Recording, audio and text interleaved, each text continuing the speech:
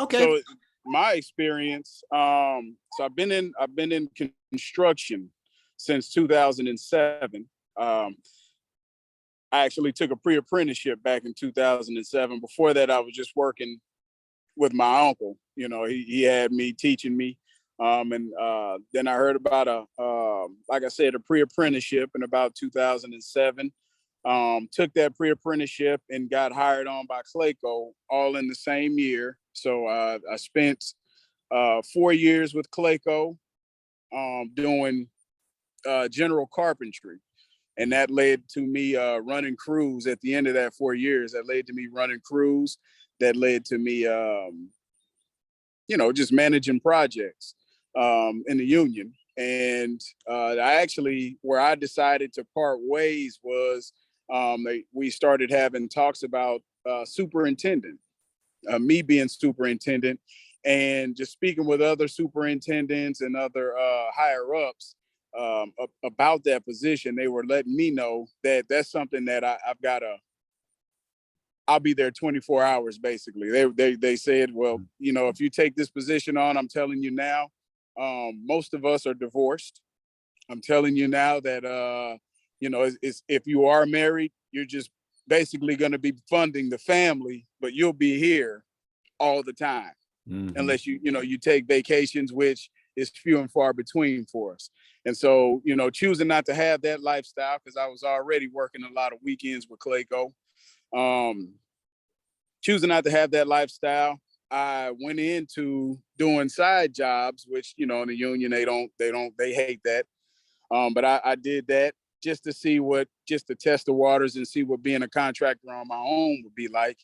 And I would say by the year, 2012, by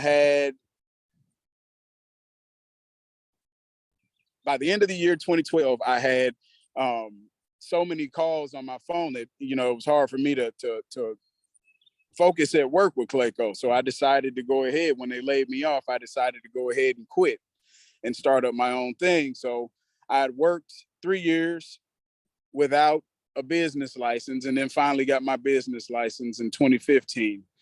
And I had been working as my own contractor, learning the business side of things ever since. When I jumped out, I thought that it was, since I knew construction, that, this contracting thing would be a breeze, but that's the furthest thing from the truth. Yeah. The grass is always greener, isn't it? On the other side. Yes. Exactly. Yeah, I can relate to that. That's what type of contracting do you mainly focus on right now, Demetris? I know you've got so much experience and very, a lot of valuable information you can share with us. So what do you mainly focus on right now?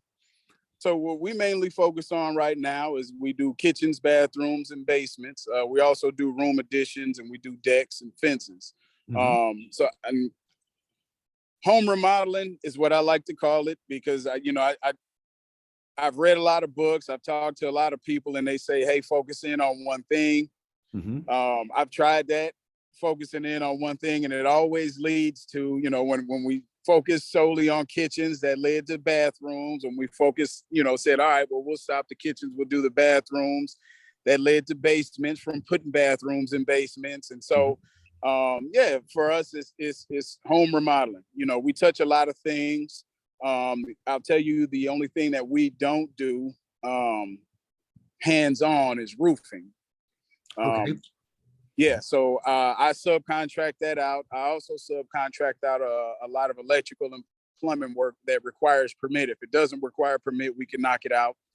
We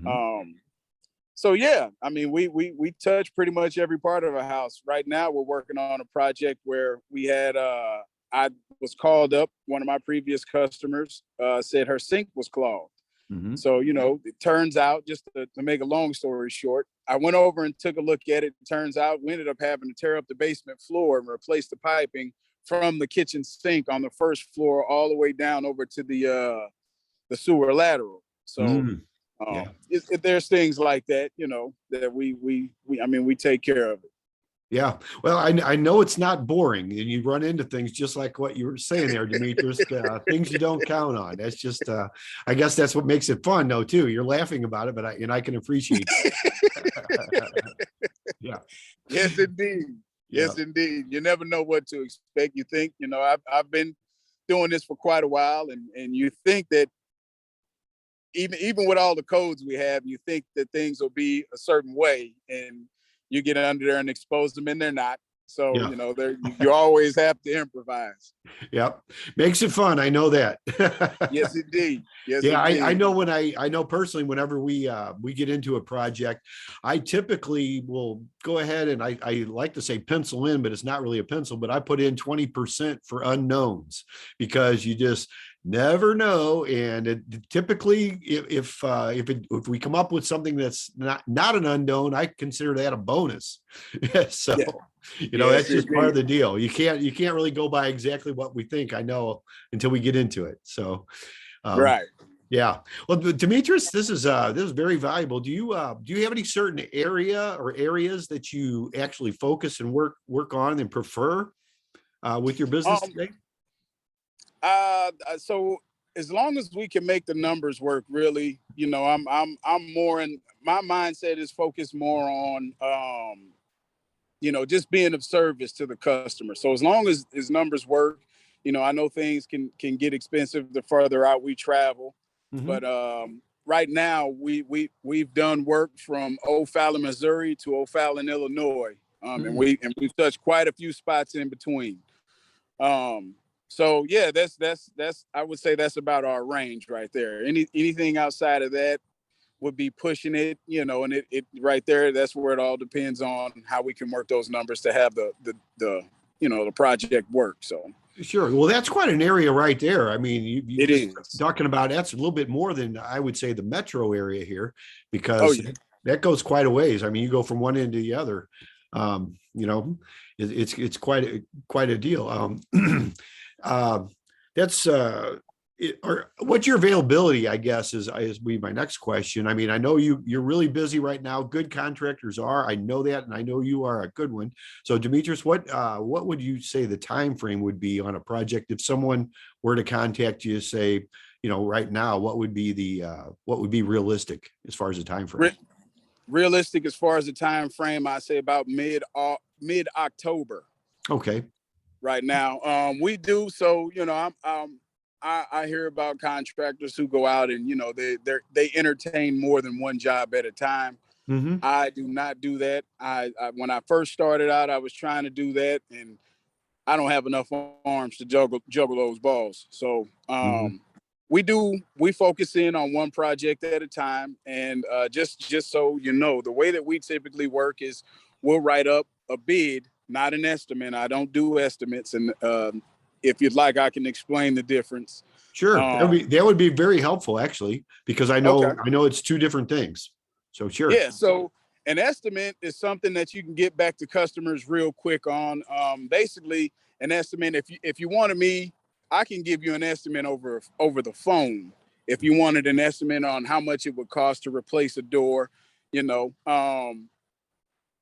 in that estimate, what I usually do is just I'll take a general ballpark of what a like say if it was a front door, what an exterior door would cost, just a general grade door, about 150, $200. And then the time that I think it would take, worst case scenario, to fix or replace that door Mhm. and take out the old one. And those would be your numbers. Now, if you wanted a bid, the difference between that and a bid is where I will actually come out to the job. I'll take a look and I'll analyze everything. Just look at everything that needs to be put into that project to make it work. And from there, I also get online, and prices change almost weekly with certain materials. So I get online just to verify prices and write up everything and just give you the most accurate numbers I can give you as far as, okay, well, it'll take us this long to do it, do the project, and here's the materials that are involved, and this is the cost for the materials. Um, so everything is lined out, that line item out on your bid versus an estimate. It'll just say, all right, replacing the front door, and then you'll have a lump sum number. Mm-hmm. So my bids, I typically line item everything out so that you know what you're paying for. And, you know, I try to keep everything as transparent as possible. So that's right there is key. And that's so very important what you just said, the explanation of the difference in the bid and then the estimate, because I hear this all the time. Somebody says, well, I have an estimate, but then when they come out and look at the job, the unknown factors, which we kind of talked about just a little bit here, that's what comes into play. Because, you know, like with the door example, you may have a rotted door jamb, or there's just a lot of other factors that come into play that you're not going to see until you get there and really see it firsthand. So that right there, I want, you know, everybody should take notes of that right there, because there's a major difference. And I know a lot of people with our investor groups and some of that, they don't understand the difference when especially when they're first starting. Now, once you get a little experience, you know, some of us will kind of understand that a little bit, but it is a major difference. So I really appreciate you bringing that up and really pointing that out. That's very helpful right there. So, you're welcome. No problem. And you're a couple months out, it sounds like. And that, you know, that's so important too, because that means you're not like a fly by night or something like that, that's going to try to do too many different things.